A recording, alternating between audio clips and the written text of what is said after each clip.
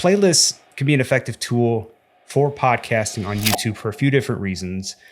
Number one being playback. So if you set up and organize your playlists correctly, let's say your podcast goes in chronological order or some kind of sequential order.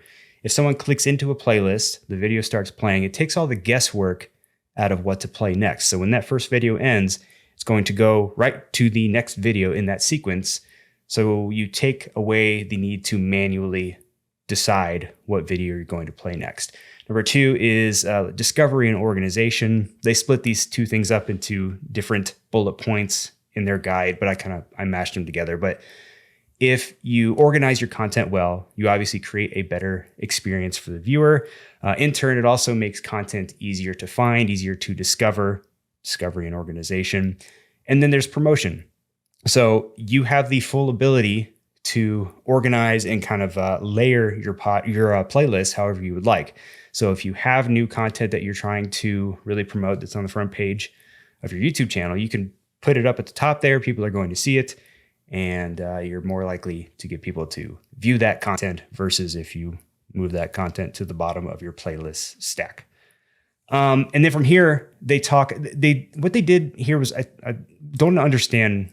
I'm not really sure why they did this, but they had a separate slide. So on the landing page, if you go in the description and click on the link that goes to the landing page where this guy is located, there's another link in there. It's just a single slide guide talking about basically full episode playlists, do's and don'ts.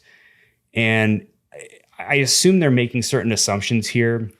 Some of the verbiage on it is a little bit confusing, but I assume that they're making the assumption. I assume that they're assuming that either you have an existing YouTube channel onto which you are uploading a podcast, or you maybe have a YouTube channel on which you have multiple podcast shows that you're uploading there. That's how it kind of reads. It doesn't read as if you have a YouTube channel with a single podcast on it. But nevertheless, this is what they say. So there's do's and don'ts. Let's go through the do's first. Again, this is regarding full episode playlists.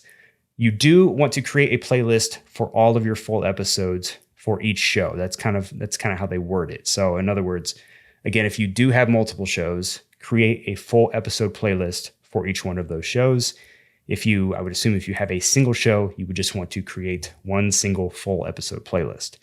You also want to order your playlists as you want episodes to be consumed. So if your podcast is more narrative driven, then you might want to order them from old to new. But if it's more topical, or maybe it's like time sensitive type content, you might want to consider organizing them from new to old. Also, you want to give your full episode playlist the same name as your podcast. This was one that I was a little bit confused about because, again, if you have a single YouTube channel, you're naming the playlist for your full episodes the same exact name as your podcast. So in my case, I should be naming my full episode playlist just the Creative Control Room Podcast, which seems a bit redundant.